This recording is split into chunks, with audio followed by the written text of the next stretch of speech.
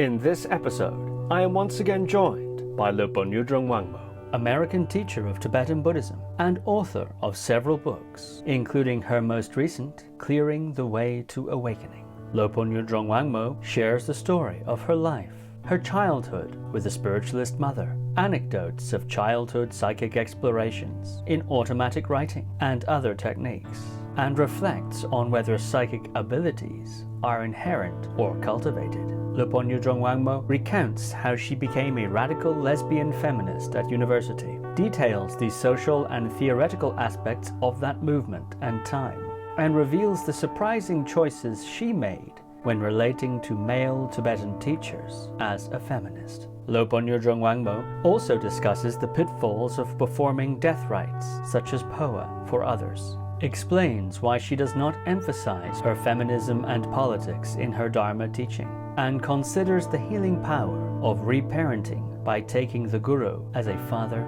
figure. So without further ado, Lopon Yudron Wangmo. Yudron Wangmo, welcome back to the podcast. I'm so delighted to be here, Steve.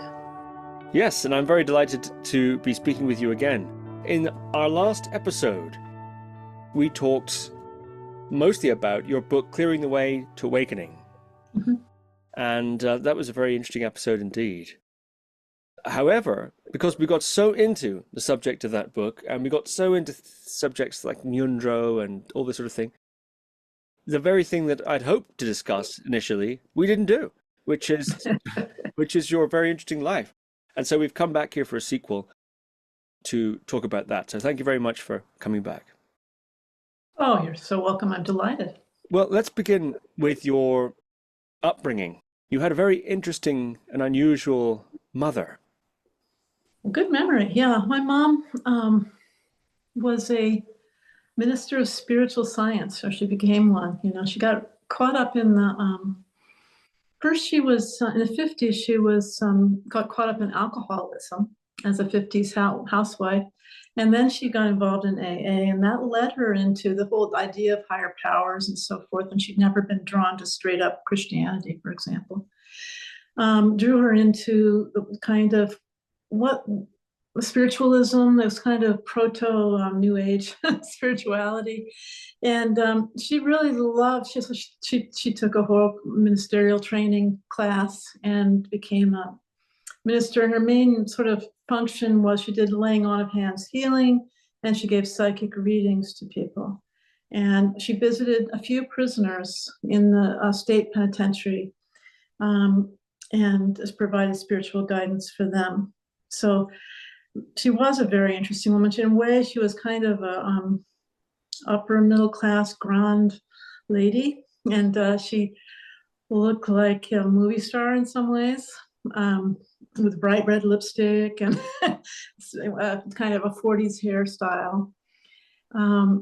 And yet she was, and maybe not yet, but she was going off to these spiritual enterprises and seeing, you know, she saw the Dalai Lama when he was first coming to the United States. She received the Black Crown empowerment from Karmapa 16th and all that kind of thing. But in addition, I went to see Ram Dass with her and all the characters of that time. So, you know, I grew up my father was a lawyer for Congress, the House of Representatives of the U.S., and he was very literal-minded.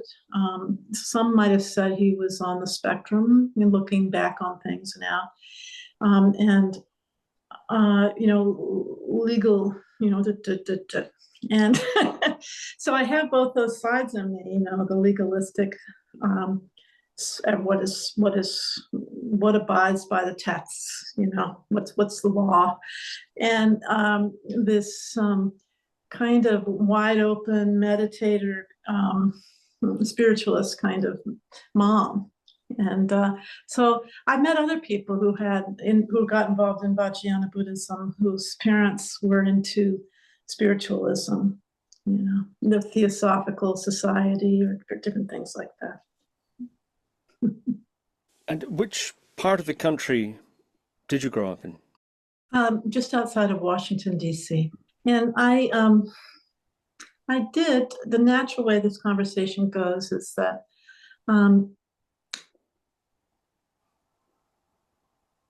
I did, looking back on it, I did kind of see some bleed through in terms of connection with Tibetan Buddhism. I looked at all of Mom's, New Age library and so forth, but I was really interested, remember being really interested in looking up, the chakras and mandalas. I remember going to a museum, there are many in the DC area, and seeing a huge tanka of a mandala. And I was really enraptured by it. Mom had gone off down to the next painting, but that was like it for me. It was great. And likewise, I drew, I have this drawing that I did when I was a teenager I would want to make a new kind of school. And I made an architectural drawing of it that from the top looks like a mandala of, I don't know, Vajrakīlāya or Kukula or something, some great Dakini mandala of this kind of a lot of sun energy in it. And I think I've come to think, even though I'm have a little bit of the skeptical side from my dad in the picture, that the people like those of us who get deeply involved and decide to really specialize in Tibetan Buddhism, there's got to be some kind of past life connection. And that doesn't mean I'm a special person. I'm a very low level, but I have been a very low level practitioner, and only through the kindness of my lamas have I kind of pulled myself up out of the mud, but I was just full of afflictive emotions for the first half of my life. And so there's no indication whatsoever that I'm a special person. But still, I feel like what we're drawn to says something about the whole continuity of our stream of consciousness. Did you have any other special interests at that age? Interesting. Yeah, I let you ask that. I was really into environmentalism, and then solar power. Before solar power hardly even existed, I got my parents to take me to a solar conference, and again, that kind of interesting ties in with this kind of sun energy, and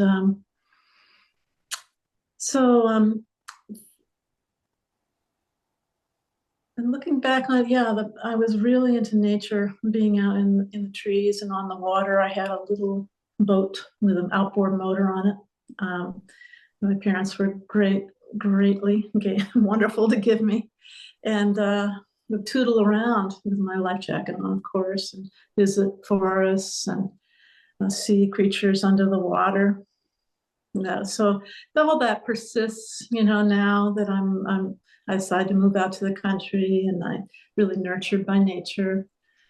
So I love to watch the sunrise in the morning. And I got my whole house designed.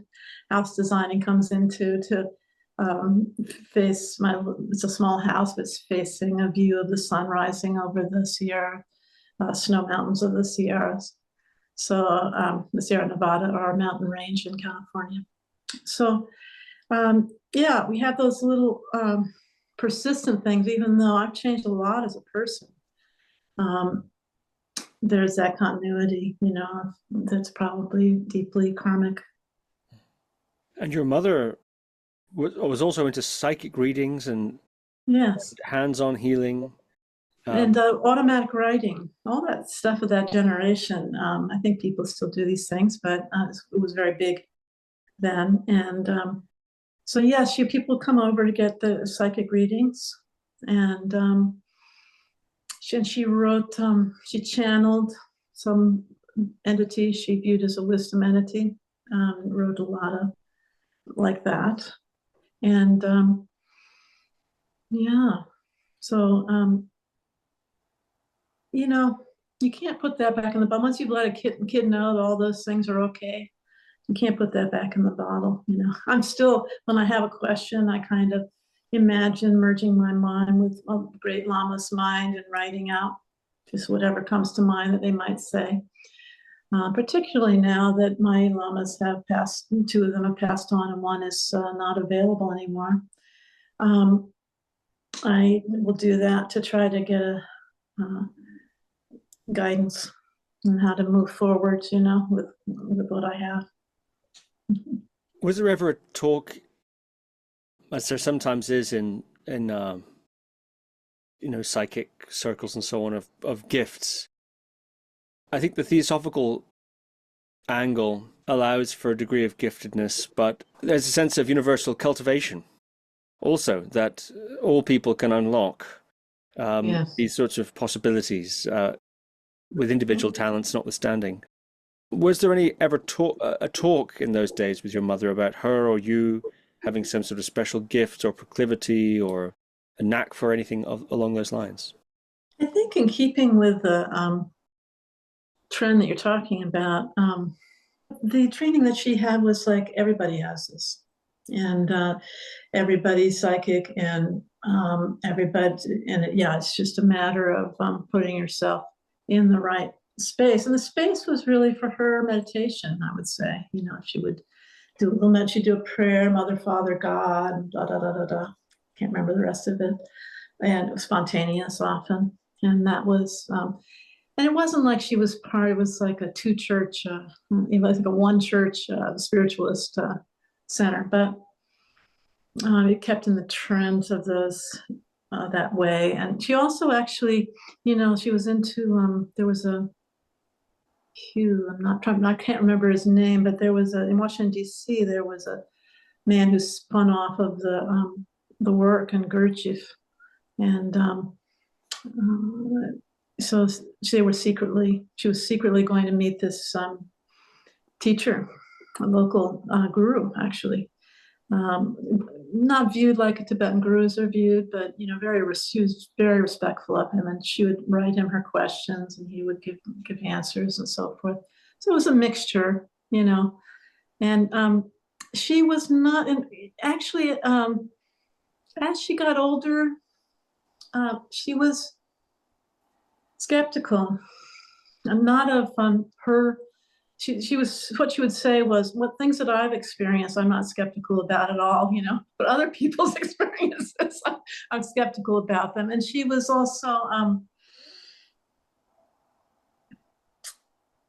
very, I don't know what direction I'm going in with that, but I kind of lost my thread there. Skeptical.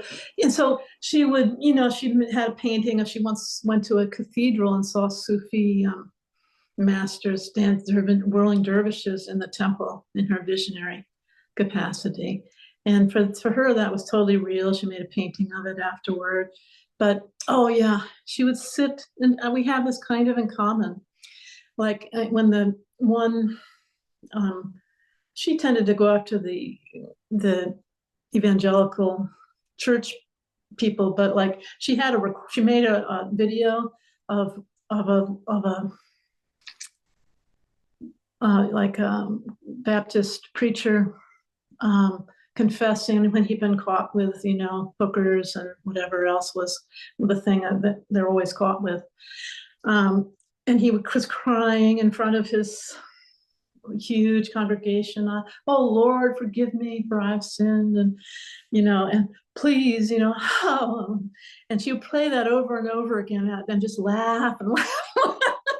And she wasn't, and so she was not easily drawn into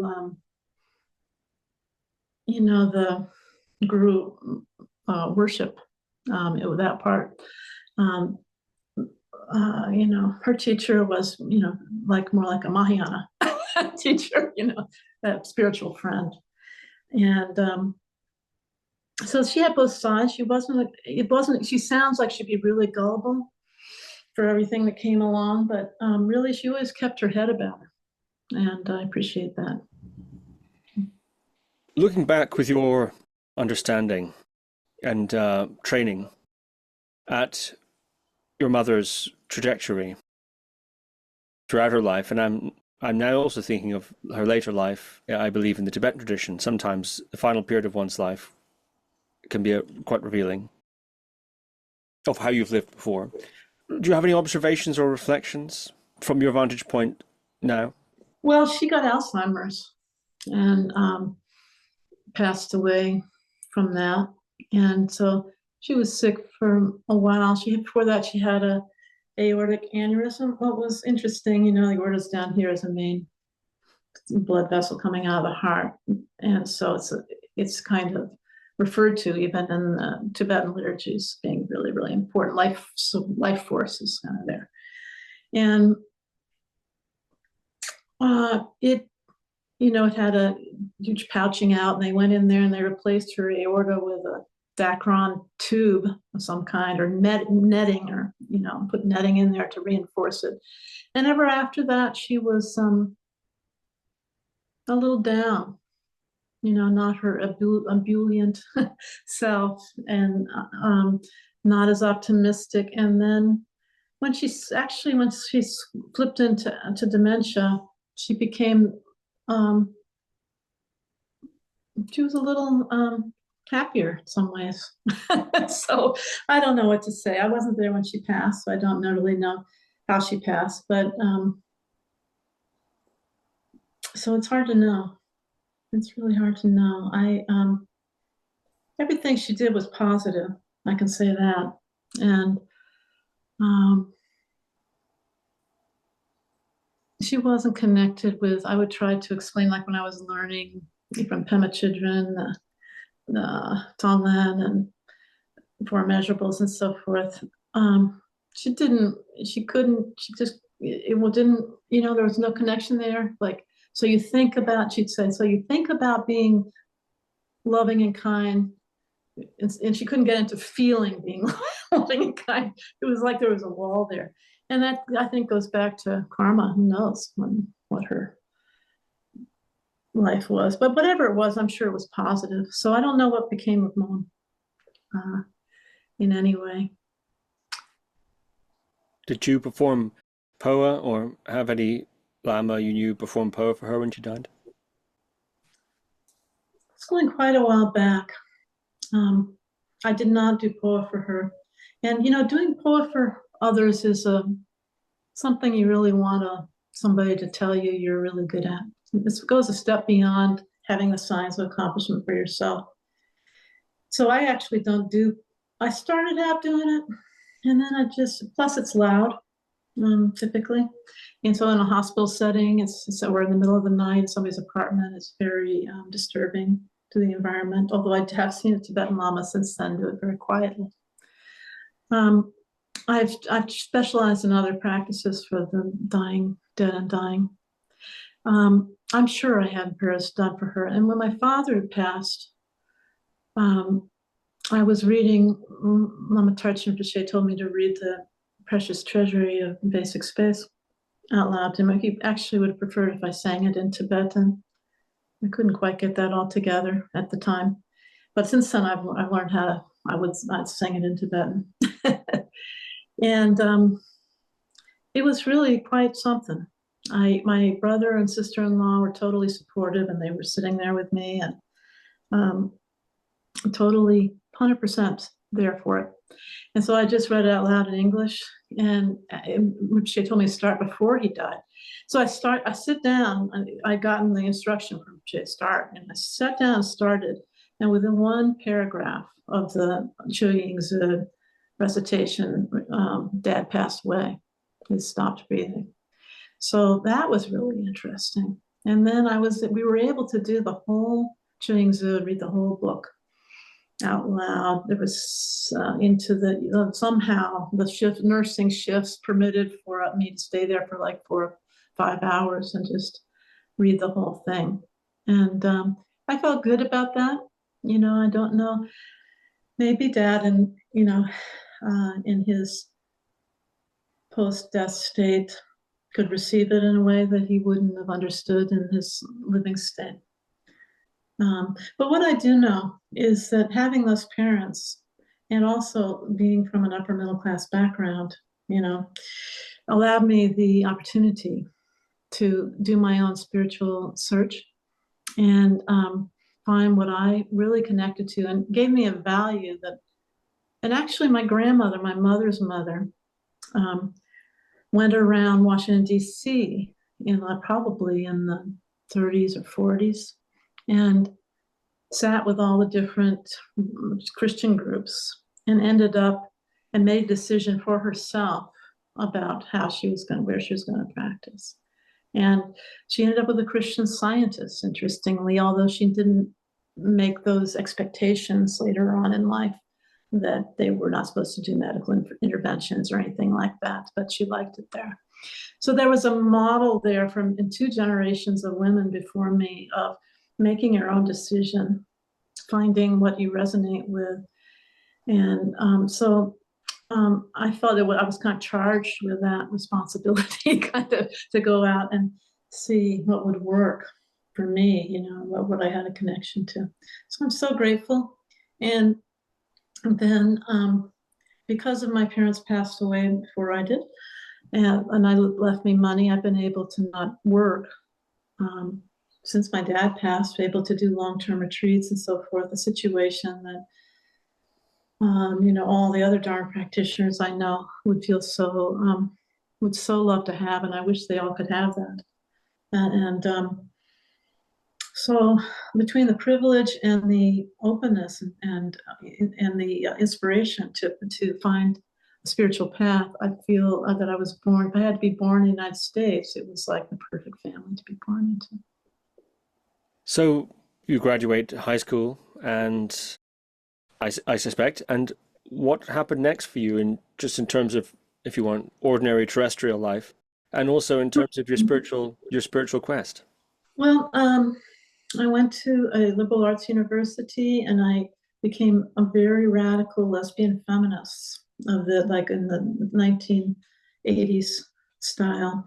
And still I had this concurrently was exploring spirituality and meditation practices, and, you know, looking into practice. I was very dissatisfied with patriarchy.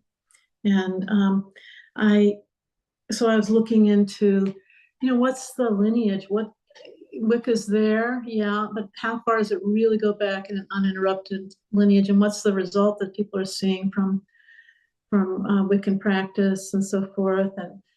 And then I thought I needed to, I didn't find what I was looking for there. So I kind of, when I graduated college, I did a lot of other university things. And then I became a nurse, got another college degree, and then a master's degree in nursing. So during that time, I was exploring.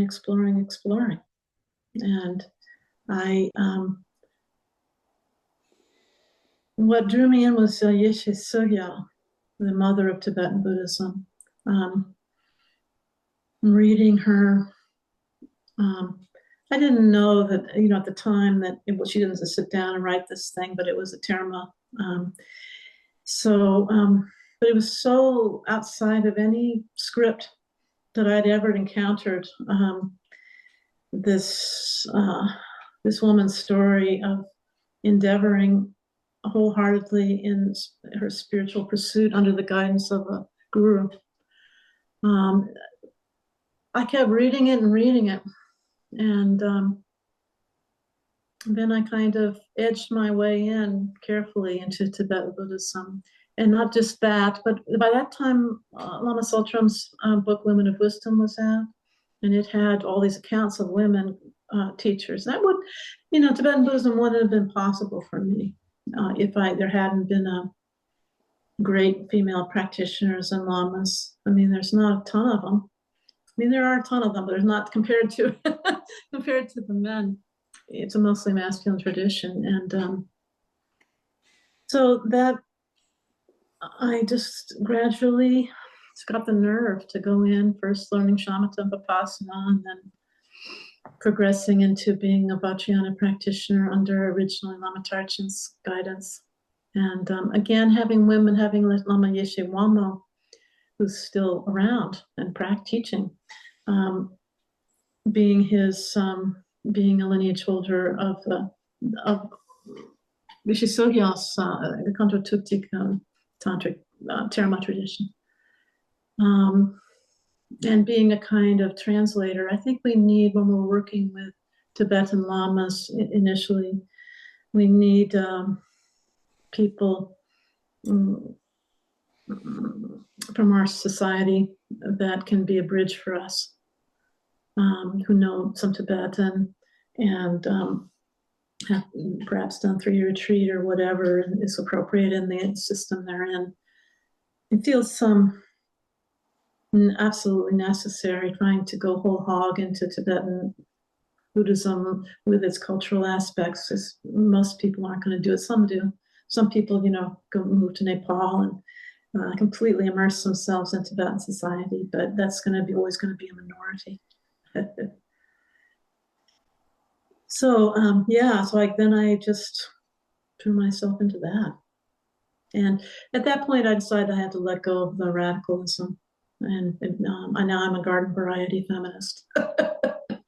And aren't too many lesbians in the Tibetan Buddhism community in our country anyway.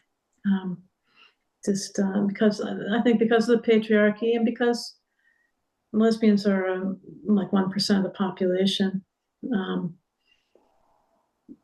that they're a microcosm of the broader society. So it's always going to be small numbers of anything. Yeah. So I just kind of let everything go in terms of identity and and also trying to be respectful to my teachers who were older Tibetan men. 2 of them were old Tibetan men, raised inside of the Tibetan or border country kind of society, and just kind of like your grandparents, when your grandparents say something sexist or whatever, and they're 80 years old, or they weren't 80, but 60 or 70 or 80, raised in a completely different time. You have, at least I do, I have forbearance with that, like it's, oh yeah, that's just grandma, And so I just, while I'm in it was in intensive training, I was willing to set aside my, political, social concerns and really participate on the terms of Tibetan Lamas themselves. Mm-hmm. That's quite an interesting point. I wonder if we might go into it a bit more deeply. I'm curious about the whole trajectory of your feminism.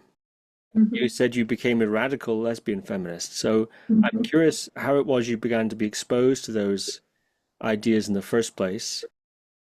I'm curious about the radicalization process that saw you become... Well, it went from peace, as a teenager, I was already active against nuclear weapons, and then college, nuclear power.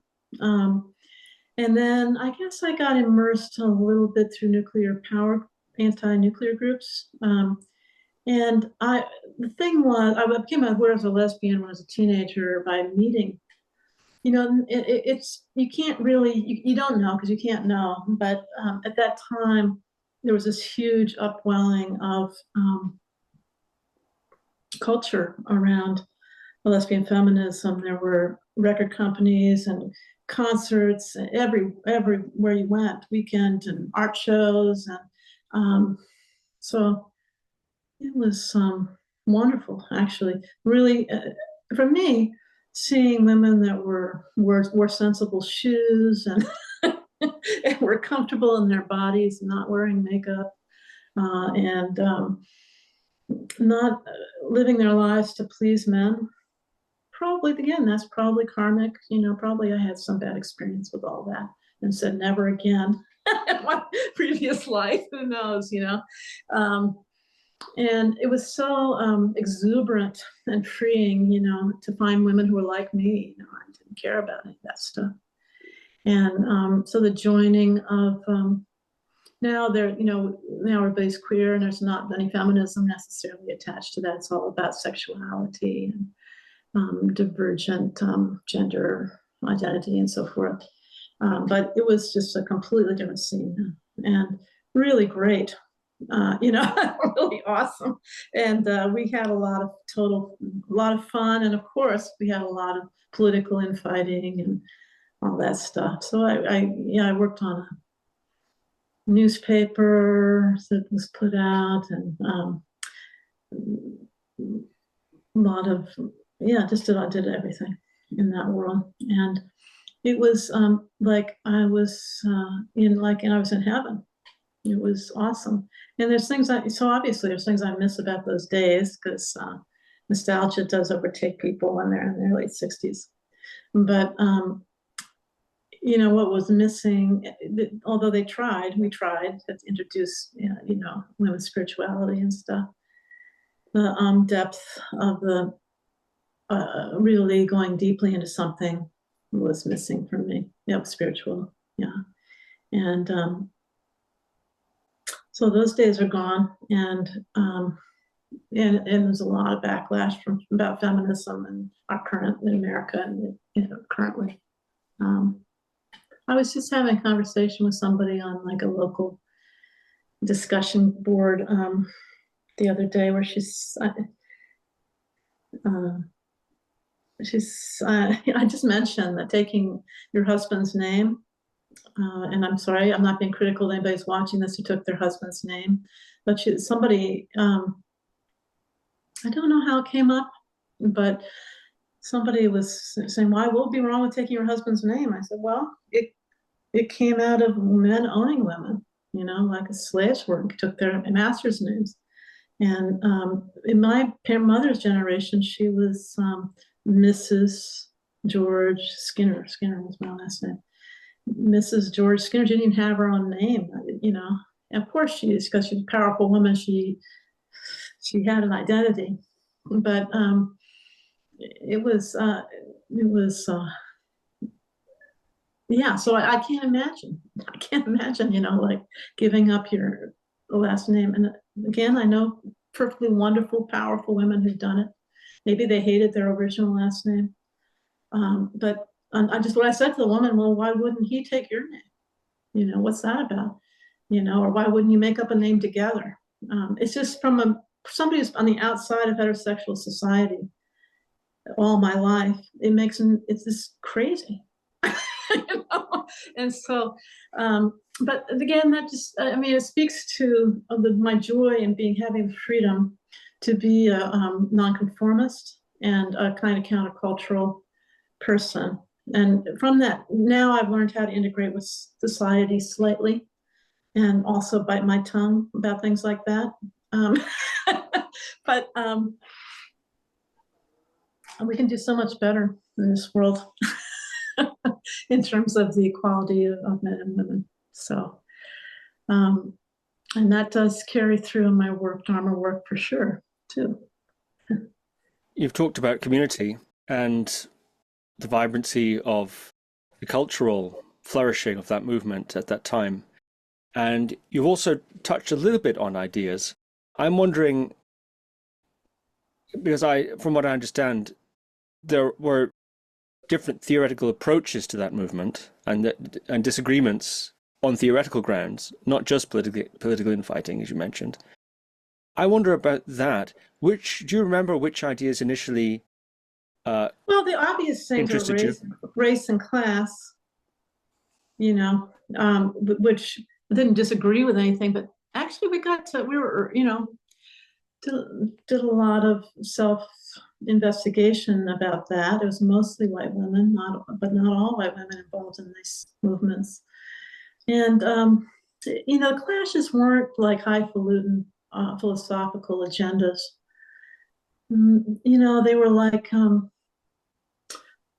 if you're going to form a women's land-based collective, you're going to do a back to the land thing, which happened a lot. Can the working class woman from a farming background kill chickens there? And other people, that's going to make them, that could cause conflict. And then what do you do with the sons who want to come and visit? Are they welcome? The sons of the women, and it was like practical things where the grand vision would come down to, well, how's this really going to work in real life?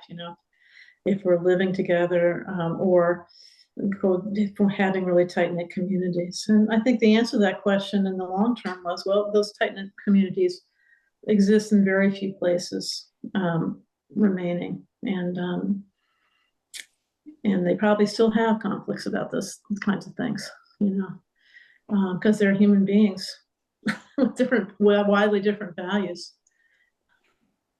But the cool thing was that it's extended beyond, like, it's really hard to talk to queer women now about it, but it extended beyond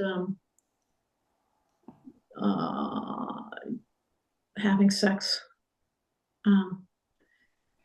It was inclusive of having sex, but there was it was like not a we were united in building woman power in various kinds of ways. And we did lots of great exuberant stuff, like marches, and a lot of lesbians were behind things that were supportive for women in general, such as better women's shelters and take back the night marches, which were a big thing then, like going out at night en masse as women, as a statement of being that we're not going to be intimidated going out after dark. It might sound a little old-fashioned now, although there's still risks to women. For sure, maybe it's not as bad as it once was in some communities for women, and so the lesbians were often at the core of those kind of things, and there were purges of the National Organization of Women. They discovered there were a lot of lesbians in their midst, and so there was purges of the women's liberation movement trying to get the lesbians out, and that was difficult. And anyway, that's a whole world. Doesn't have much to do with Guru Viking podcast, but it did shape who I am today. And yeah. And so how do I, there was anger. I was angry, and so working with my anger has been a thing.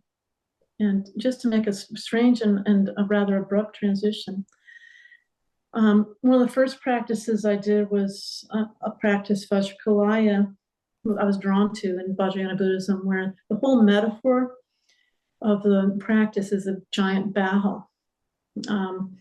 And in my world of a dualistic thinking of men and women, of victims, more accurately, victims and perpetrators, bad and good, that was, like, at the time, the perfect practice for me, because I saw things in black and white terms. I was very arrogant. I was very critical. And I suddenly, actually, the wonderful thing about these practices of imagining yourself as an awakened deity and the similes and metaphors represented by the implements they carry and so forth, is suddenly, for your own process of discovery, suddenly I realized you have lots of weapons and bombs going off and lasers shooting everywhere in terms of our talking and the way we talk now about things, light rays and flamethrowers and all kinds of battle weapons. And yet suddenly you realize that the weapon, the enemy, is your own dualistic clinging. And that was fantastic for me, and also kind of horrifying. So, like, what am I aiming these weapons at? And where are the weapons coming from? Because you already have a protection dome that's impenetrable, that you will array around you. If any people aren't familiar with that, it's like a magical dome that your practice plays out within. And so where are the enemies coming from? They've already been injected, and then there's various reiterations within the outplay of the sadhana or the ritual text for now you're sending them out, now you're sending out all the obstructors. Well, where are the obstructors? Who are the obstructors? What are the obstructors? That if they are inside your protection dome, wait a minute, that's me. That's my afflictive emotions based on dualistic thinking, and all this karmic bakshak going on. So that was really, really great for me to break that down. And then I didn't have any enemies, eventually, and turned under practice also, where you put your enemies down in front of you and right next to the deity, And I may have said that before, and when we spoke previously, that was incredible. I'm putting them down there in the front row, and I'm sitting back here. So breaking that all down so that now, it just frees your mind up some way, and that allows your mind to expand out from its tiny little trap. And ultimately, these are all this kind of concepts of our the source of misery and suffering for yourself.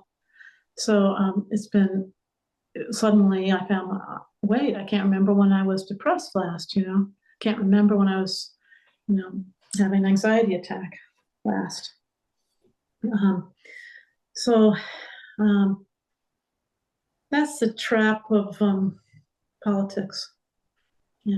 Politics are the enemy of non-duality. And of course, that's a very big point right now in the United States, with what's going on. Perhaps my last, or maybe second last, to give myself a little bit of wiggle room just in case. Question on that. You mentioned then that I previously asked you about the ideas that had captured you or inspired you. Perhaps that's not so interesting for you to talk about, but I'd be interested in that. Which sort of points of theory, if you like, struck you in the initial exposure, and then later on as you got deeper into that. But perhaps a more relevant question. So feel free to address that if it's interesting, but to you. But a more relevant question, you mentioned when you began to encounter Tibetan Lamas of a different generation and coming from a different cultural context, that there was an incompatibility there. Something had to give, and presumably it wasn't going to be them. So it was you. And so what happened there? What did they say? What did they do? How did you... Well, in order to enter into this, sorry to interrupt, Steve, but in order to enter into it, I had to have already given up my kind of female chauvinistic thinking. So, I went to the... I looked at the female lamas who were around at the time, and they just wasn't a connection there.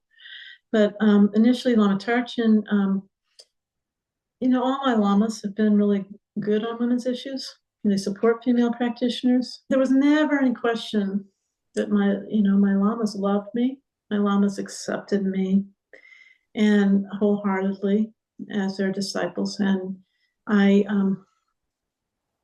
they, every opportunity, there was no obstruction whatsoever to getting whatever kind of instruction I wanted, doing retreat, and which is quite a thing. If I was, might not be so if I was a lay Bhutanese or Tibetan woman, and we know this. We can go into the nun story, but that's another thing. So, and I made sure of that before I, hooked up with them and accepted them as my teachers. And they would tell the stories of the great Lama Pema Dorje had a whole host of stories about great female teachers from his father and in Tibet and so forth. And that I would he would answer whatever questions I had about them and tell these wonderful stories about them. So that really fueled me in a lot of ways. And yeah, so they were old-fashioned Tibetan men. Yeah, well, so what? It's, I got to kind of get beyond that. I had a sense in my sanghas, people, especially had sort of remnants probably of anger in my stance and my posture and the way I enter a room and so forth at the time. Maybe I do now, maybe I don't. People expected me. I felt like also like to be set up as the in sanghas where feminism was not present at all, to be, people are always kind of waiting for me to say something. And I didn't really, in general, I didn't, very rarely would I, I be very reserved about when I would say anything. And in a way, I still am. I'm not railing on Facebook about patriarchy and Tibetan Buddhism. Number one, I'm not Tibetan, and really, they're an endangered, culture, refugee culture, and largely, and in Tibet, it's very under the thumb of the Chinese Communist Party. Tibetan women are the ones who are, if Tibetan Buddhism is ever going to change in its own indigenous context, that's really for Tibetan women to do, and Bhutanese women, Ladakhi women. So it's in a way none of my business how things come here, and I'm very,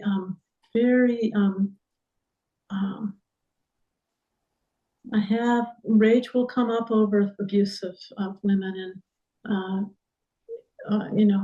anywhere, but here of Lamas have come over and either just been inappropriate sexual advances or outright rape. Don't get me going on that, because I could really get worked up over it, obviously.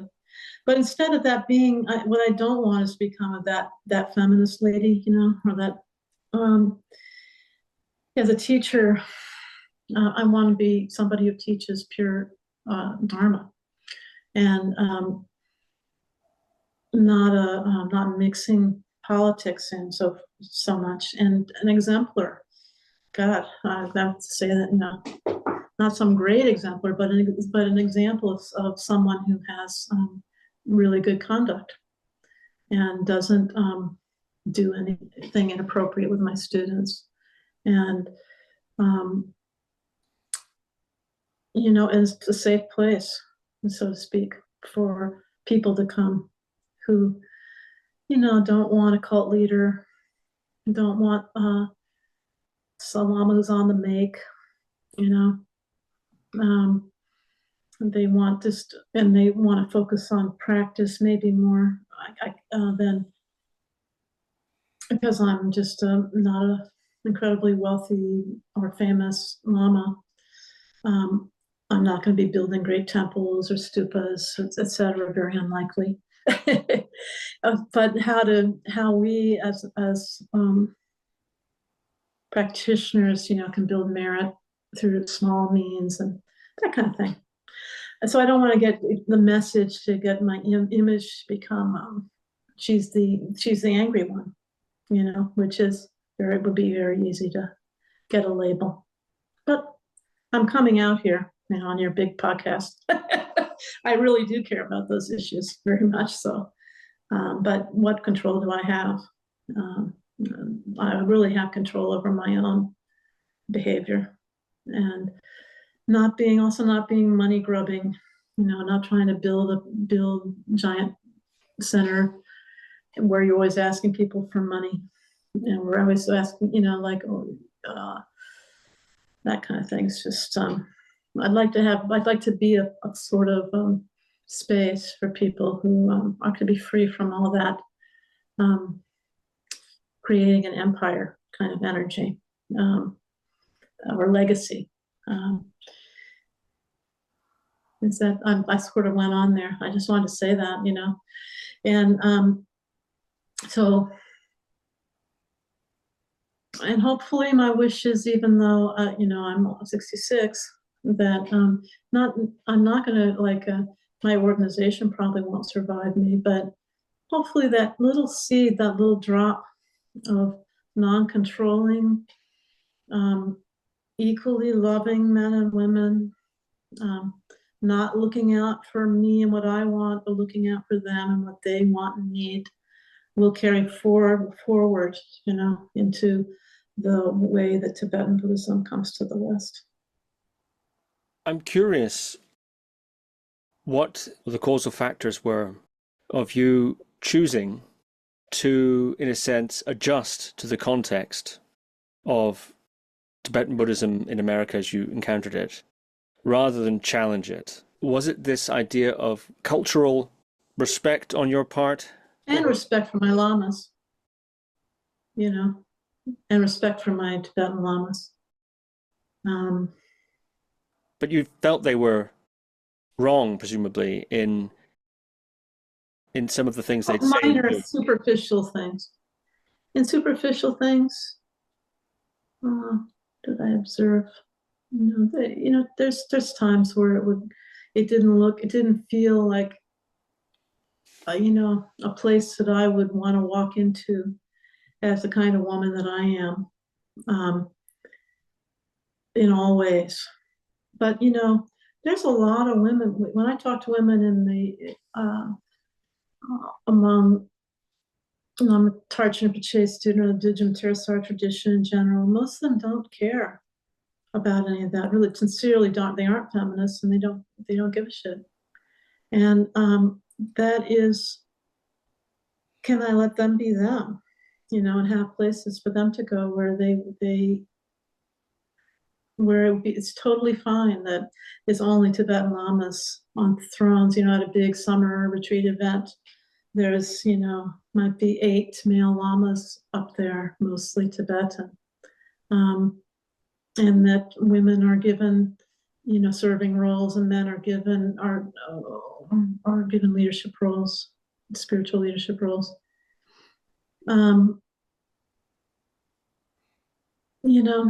I am not in charge.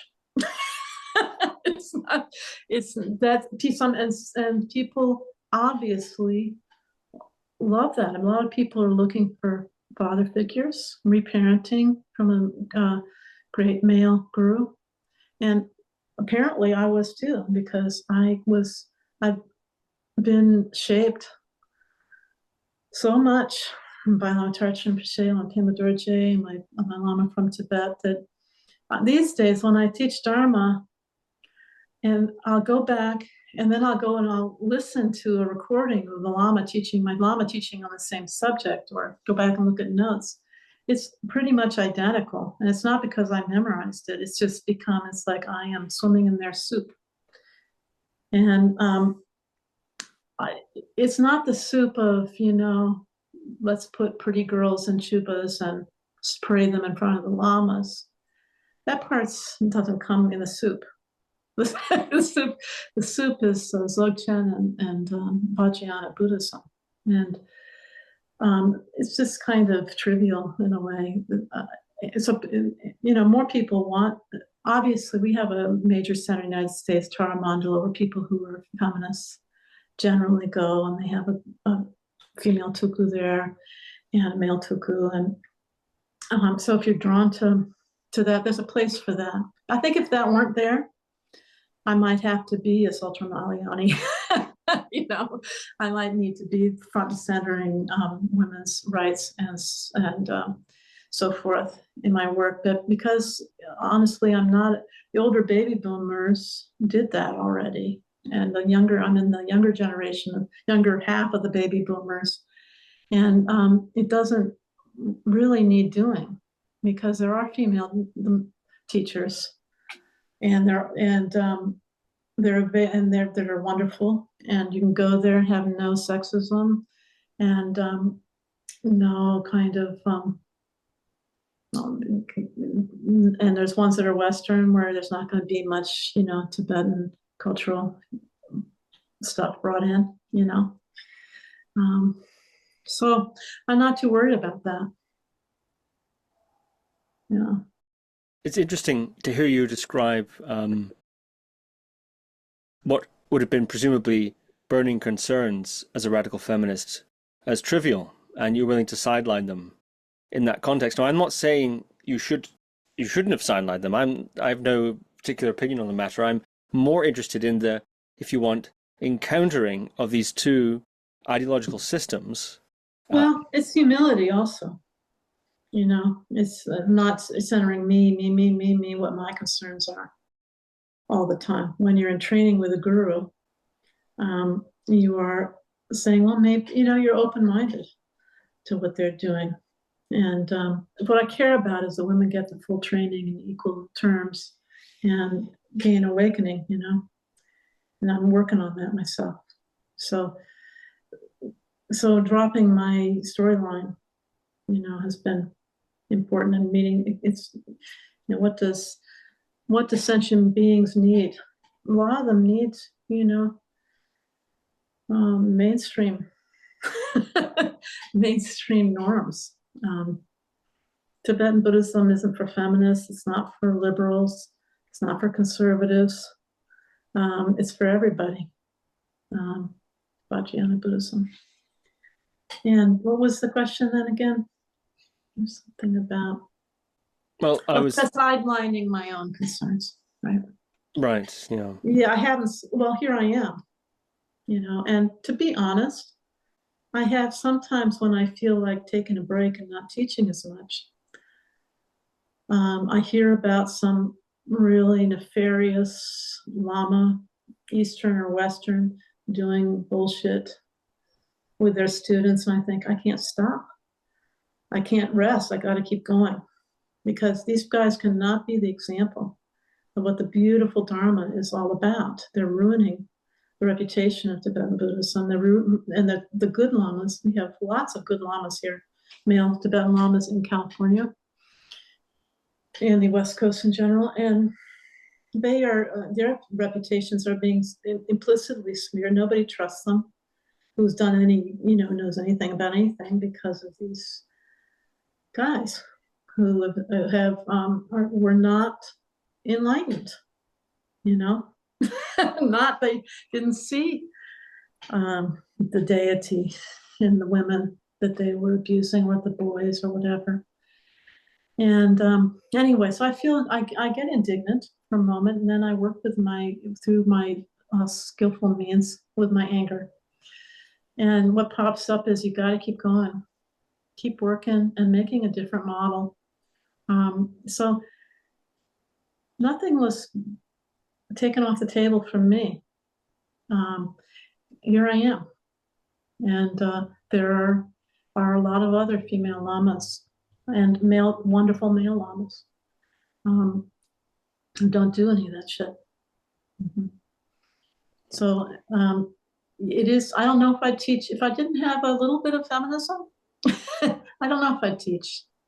You know, I enjoy it a lot. It's nice, but I make the effort because I think that people, I don't know, Americans or wherever, what are people drawn to somebody like me?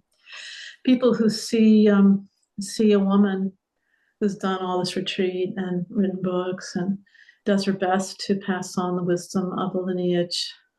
It's got to be there, you know.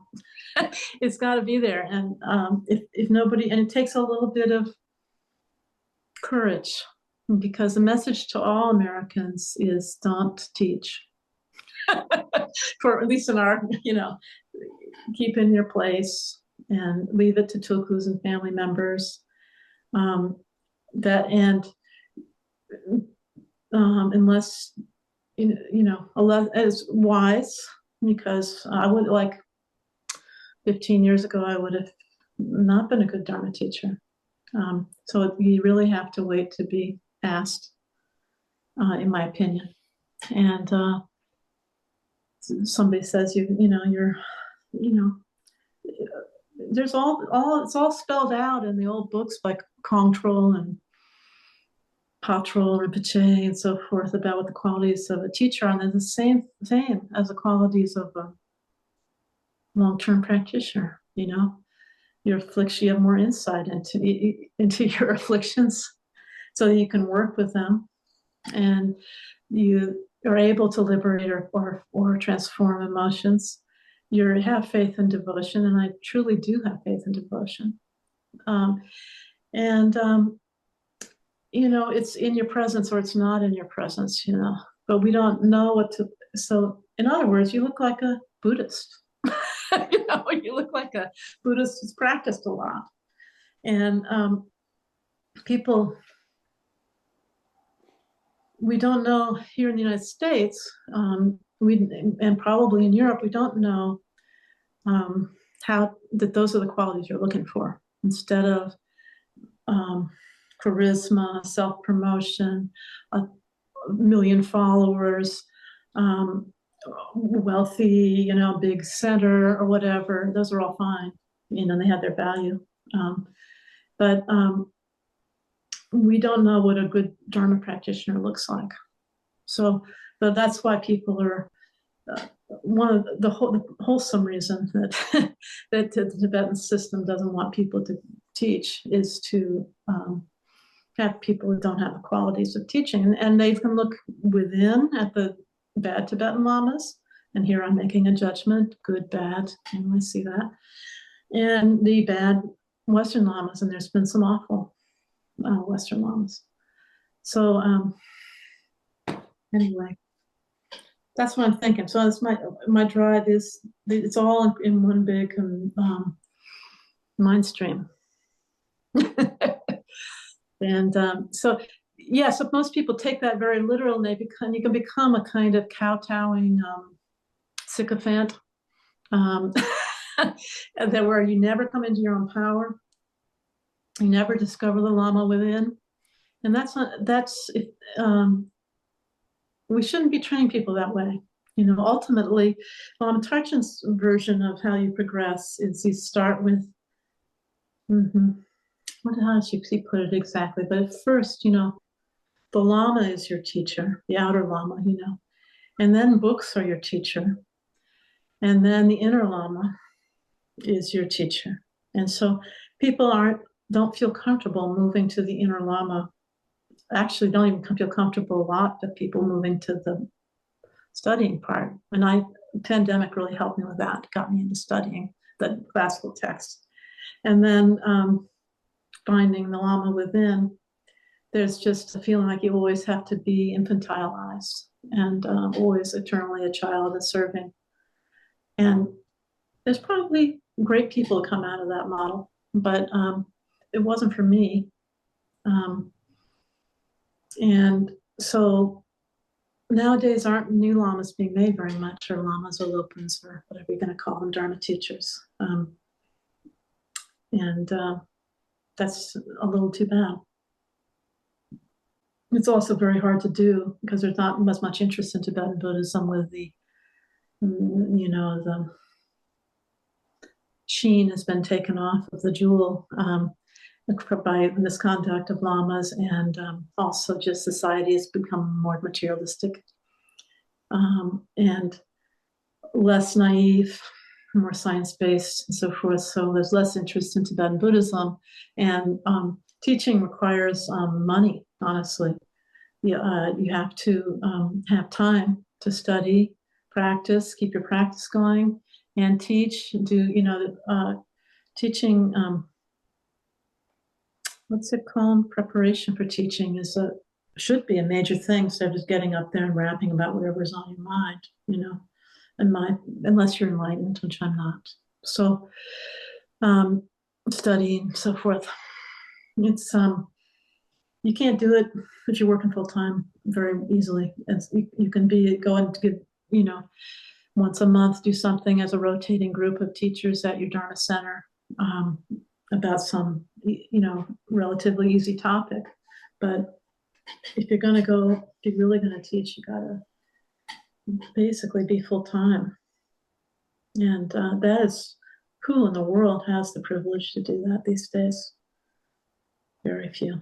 And if then people are super rich, they have, their minds are constantly going to go here and to do that, and I could fly here and do that. And so also a sense of being grounded and having a mission statement, that you're focused, in other words, it's nice to be, not have too much money.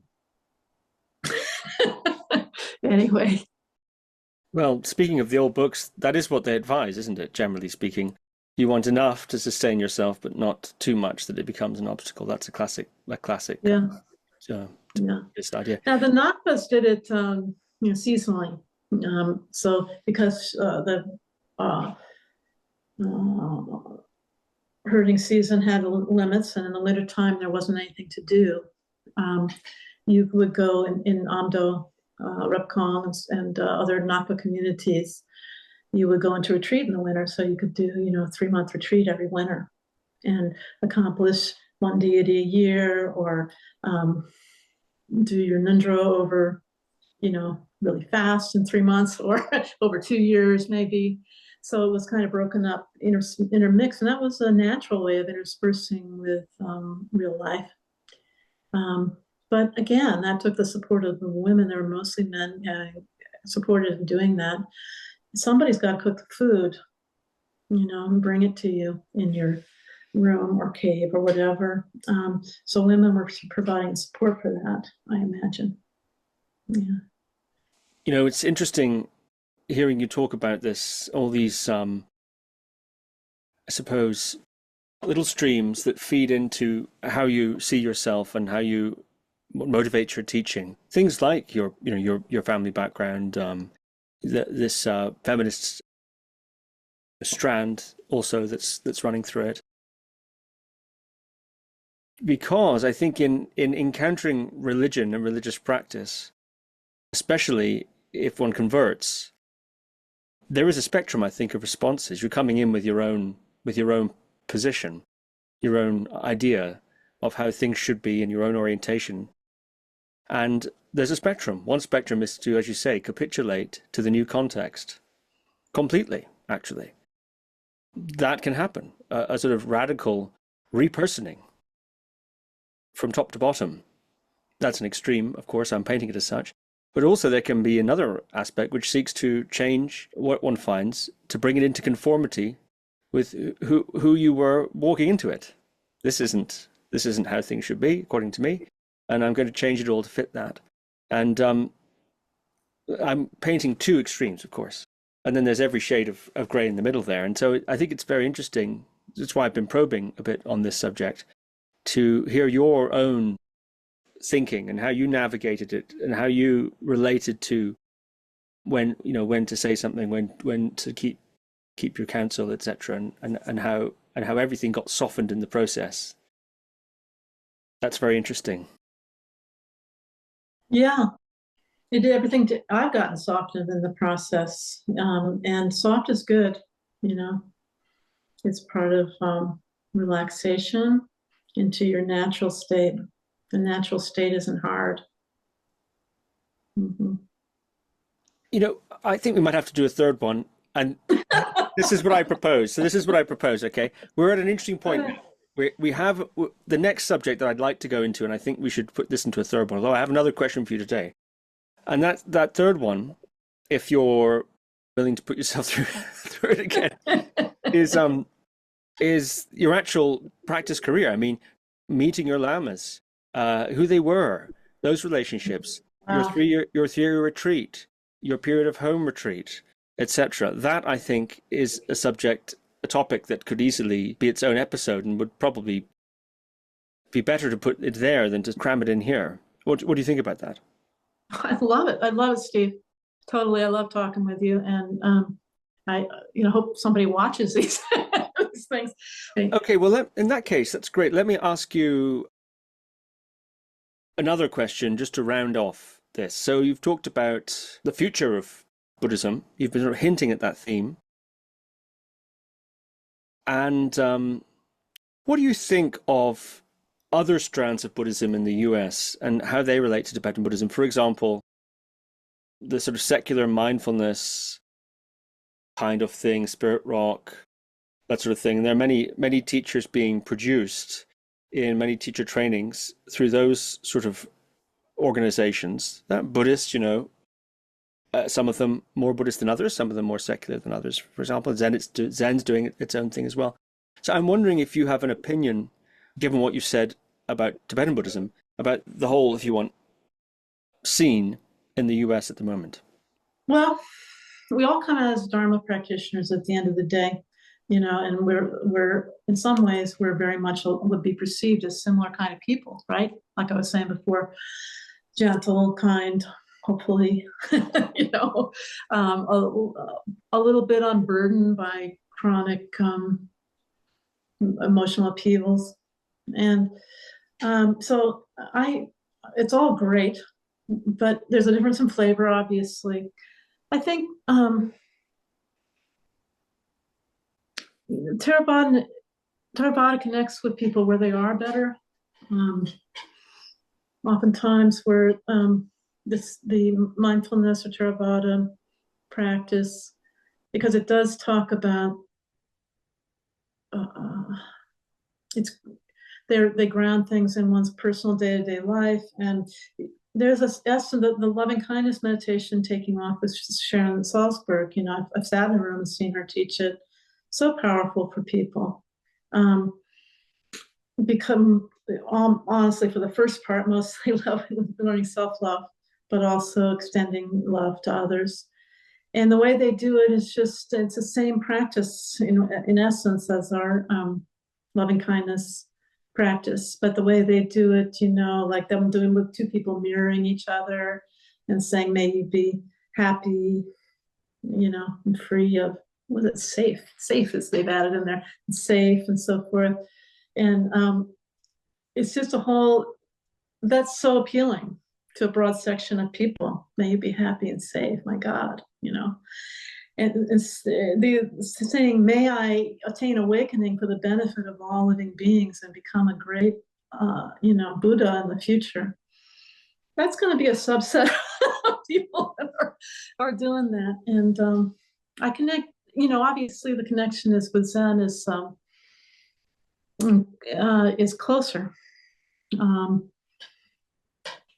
So I don't know, it's all good. It's all really good. And we're also at the cusp of the predictions. You can take them with believe them or not. I never know. Long-term predictions from the ancient past, you know, whether karma has changed them, the outcomes or not, I don't know currently, but if they're true, the age of Vajrayana is the lifespan of humans is going to decrease. We come up towards 100 years and then decrease. We're not really at 100 years yet, average. And and during that ascent, there's kind of, as I understand it, Vajrayana practice is the key, most important. And then Dzogchen comes in when the lifespan is going down or gone down substantially. And I don't know how that really, because I guess the main point of that, I could ask lots of questions about that are obvious, but the main point is that you don't have time, you know, for all the elaborations. You have to get to the main point. And so where the things are going in the future, it's probably going to be less elaborated. I don't think that, behind me, I have my wonderful shrine, my tormas, and I do Guru Rinpoche pujas here at the house once a month with people, and we're symbols and all that jazz. That probably isn't going to, you know, as the planet declines, is not going to be as widely spread, and it hasn't really taken root in the West very much, as far as I can tell. So we have to get down to the main point, the essentials, and it's like I'm just starting something up where I'm working with local people, about to, just focusing on what is the point. And that really came when I concluded my book. I felt like there's kind of colophons. I look back and now I've integrated. I've gone through in minute detail the whole process of Yudron inside and out, you know, personally and according to the doctrine. And I really integrated that material. What is the main point? You know, what does it come down to? So I think that's where we're going. And you know, hopefully it's only the average lifespan is whatever, you know, tiny number of years, that there's still going to be long-lived people. A few lamas or teachers, whatever we're going to call them then, who knows, are going to survive, who can really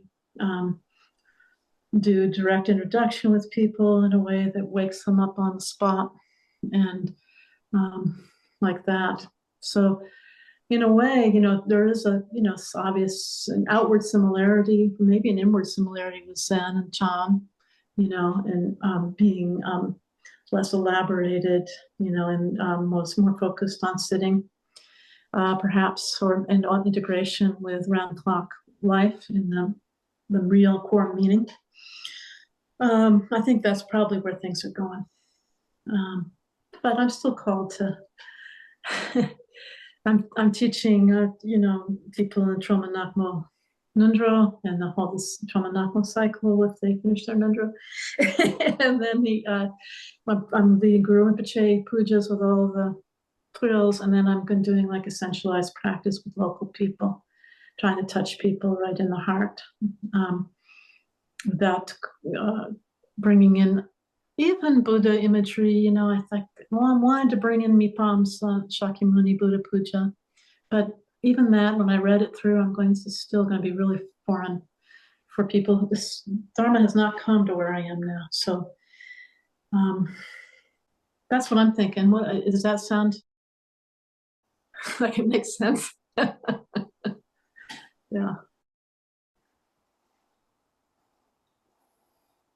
Was that a rhetorical question? No, not really. You think that makes sense? The array of offerings that you're No. I mean, I think that things are going to get more essentialized. Oh, I see. Less pomp and ritual, and even though I love all that. Yeah, I think there are pros and cons to that, as you point out, and perhaps the essential is more accessible. Oddly enough, although in some sense it may require a greater sudden transformation in some way. Yeah. But I hope that people will always be doing pujas and ceremonies. I think this is, some people love that stuff. The people there'll always be somebody doing that. Yes, and I love that stuff. And also the feeling of being united. I know you had Ben Jaffe on, being united with unseen beings in the environment, kind of making friends with the environment, places where the Dharma hasn't gone before. I'm doing a lot with that, bringing a Guru Rinpoche kind of energy into the space and making offerings to both seen and unseen beings and so forth regularly. So that I'm not going out trying to convert anybody to Buddhism, but trying to, in a friendly way, come and establish the Dharma here energetically, and then invite people in ways that don't immediately, make them scared or put off, and yet be genuine Dharma. So that's the challenge. Yes, and to reflect for a little more intelligently on your question, maybe only a little bit more intelligently, this idea of the 5 perfections and the sort of conditions that come together for it to happen, practice to happen. And I think those are quite variable. If you have a right teacher with the right person at the right time and all that, then a previously fringe practice or an unfashionable practice can be quite transformative for certain people. Or some people go perhaps the Subhatist route and then backfill with more technical, detailed training. I think that's a possibility too. Spend some time in Dzogchen and then want to backfill with certain things. Yes. So, and largely, I think also depends on the potency of an interest and proclivity of the Lamas as much as it does the student, or at least the interaction of those two things. But anything is possible. Anything's possible. You're probably right. I find also that there is need for both activating and sedating kind of practices. So sitting is one thing, and then I find in my own practice that I do, for example, the Chutor offering, everyday water torma offering, which involves a little mini ritual and playing a tingshak, and in other words, it's active somewhat, and that interplay, and it may relate to I was just reading a book in which it's theorized that may relate to your parasympathetic autonomic nervous system being, more about relaxing, and then the activating side is more the sympathetic nervous system, and maybe that's why we have both these sort of styles, to work with both simultaneously and what suits the individuals. I'm very chill these days, and I'm not sure I need more to sit around, say mantras for all day long anymore. And I feel moved to intersperse it with getting up and doing and meritorious deeds, so to speak. Well, this has been so fascinating. I'm pleased that you're willing to do a third one. And thank you very much for today. Yudron Wangmo, thank you very much. Thank you for listening to another Guru Viking podcast. For more interviews like these, as well as articles, videos, and guided meditations, visit www.guruviking.com.